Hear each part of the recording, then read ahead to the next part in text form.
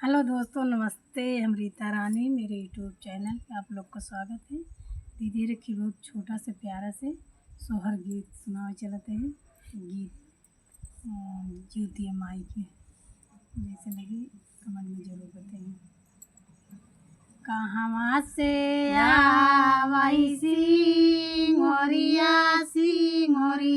बारी से नूर सिंगोरिया बारी से नूरा हो साखी।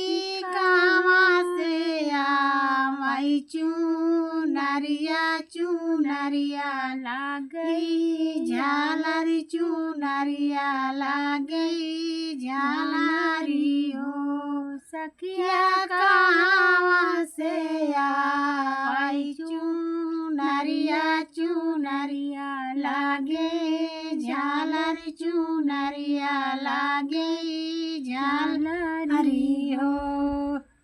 ससुरे से आवई सिंगोरिया बारी से मोर सिंगोरिया बारी से मोरा हो सखिया। नाइहर से आवई चुनरिया लागे झालरी चुनरिया लागे झालरी हो सखी।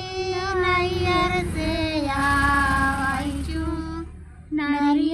चुनरिया लागे झालरी चुनरिया लागई झालरी हो। कहाँ के हिताले जैसी सिंगोरिया भारी से मोर सिंगोरिया भारी से मुरा हो सखिया। के ही भेजई लाली चुनरिया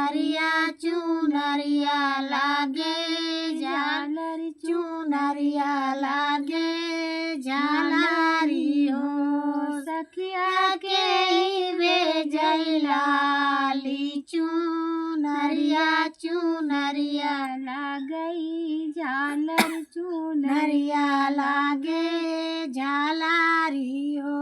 मोरी भे जय सिंगोरिया भारी से मुर सिंगोरिया भारी से मुरा हो सखिया। माया मोरी भे जय चुनरिया लागे झालरी चुनरिया लागे झालरी हो सखी। माया मोरी भे जय चुनरिया लागे झालरी चुनरिया लागे झालरी हो।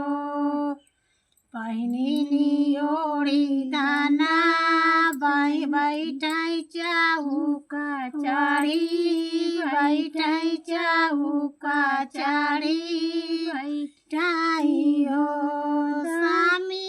आज बाटे जुतिया माई क्या दिनवा बरता हमके राबई बरता भूखल राबाई हो स्वामी। आज बाटे जुतिया माई क्या दिनवा बरता भूखल राबाई बरता भूखल राबाई हो।